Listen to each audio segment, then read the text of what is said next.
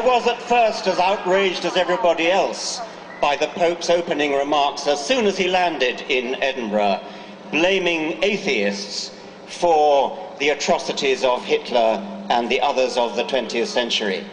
But then I took comfort from it, because it seemed to me that in a way it was showing that we had rattled them so much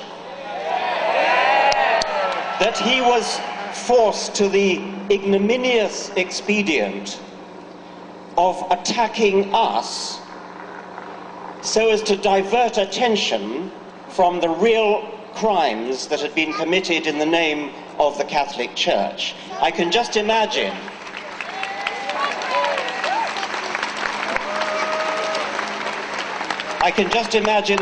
the discussions in the corridors of Vatican power. How are we going to distract them from buggering boys? And the answer came, why don't we attack secularists? Why don't we attack atheists? Why don't we blame them for Hitlerism? Hitler, Adolf Hitler, was a Roman Catholic. He was baptized, he never renounced his baptism. The figure of 5 million British Catholics is presumably obtained from baptismal figures. I don't believe a word of it. I don't believe there are 5 or 6 million British Catholics. There may be 5 or 6 million who have been baptized, but if the Church wants to claim them as Catholics, then they have to claim Hitler as a Catholic.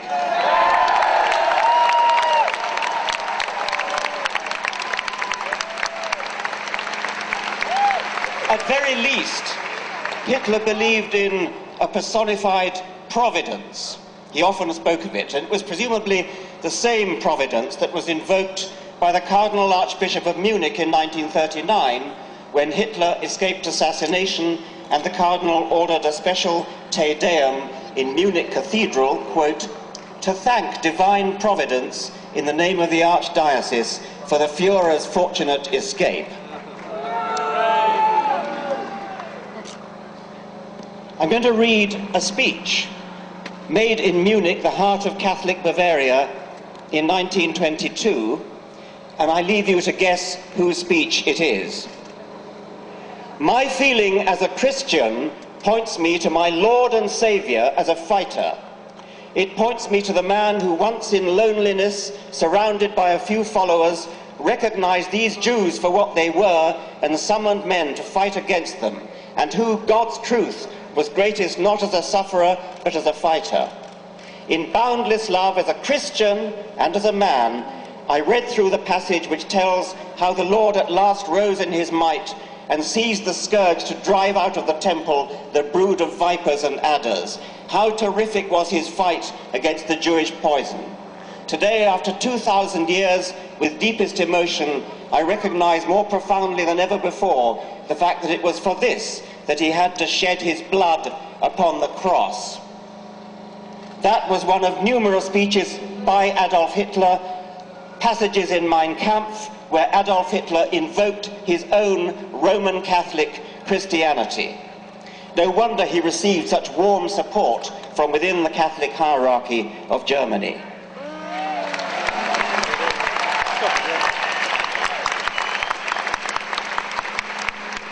Even if Hitler had been an atheist, as Stalin more surely was, how dare Ratzinger suggest that atheism has any connection whatsoever with their horrific deeds?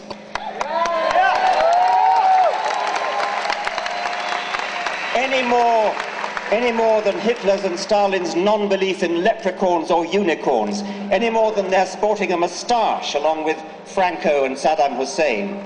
There is no logical pathway from atheism to wickedness, unless, that is, unless you are steeped in the vile obscenity at the heart of Catholic theology. I refer to the doctrine of original sin. These people believe, and they teach this to tiny children, at the same time as they teach them the terrifying falsehood of hell, that every baby is born in sin. That would be Adam's sin, by the way. Adam, who, as they themselves now admit, never actually existed. Original sin means that from the moment we are born, we are wicked, corrupt, damned, unless we believe in their God, or unless we fall for the carrot of heaven and the stick of hell. That, ladies and gentlemen, is the disgusting theory that leads them to presume that it was godlessness that made Hitler and Stalin the monsters that they were. We are all monsters unless redeemed by Jesus. What a revolting, depraved, inhuman theory to base your life on. That's the theory of benefit.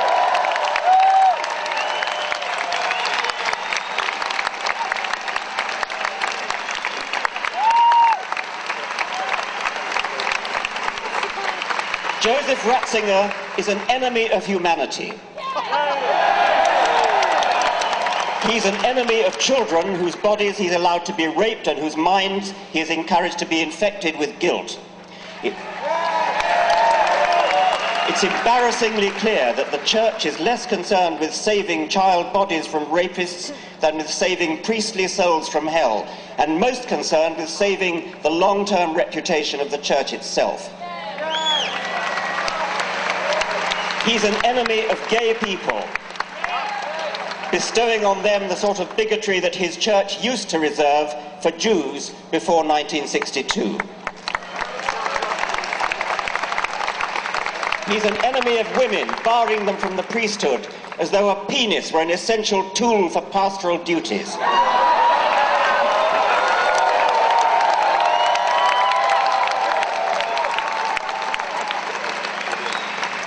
He's an enemy of truth, promoting barefaced lies about condoms not protecting against AIDS, especially in Africa.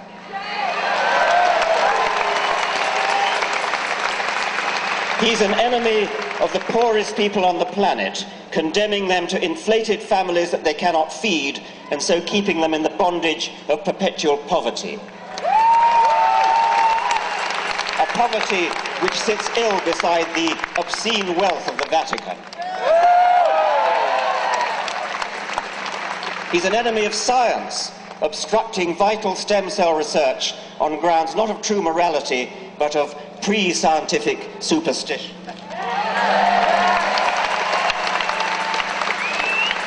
Ratzinger is even an enemy, he's even an enemy of the Queen's own church, arrogantly dissing Anglican orders as, quote, absolutely null and utterly void, while at the same time shamelessly trying to poach Anglican vicars to shore up his own pitifully declining priesthood.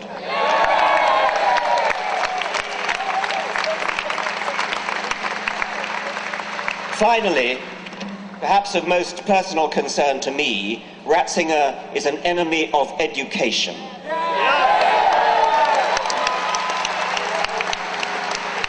Quite apart from the lifelong psychological damage caused by the guilt and fear that have made Catholic education infamous throughout the world, he and his church foster the educationally pernicious doctrine that evidence is a less reliable basis for belief than faith, tradition, revelation, and authority. His authority.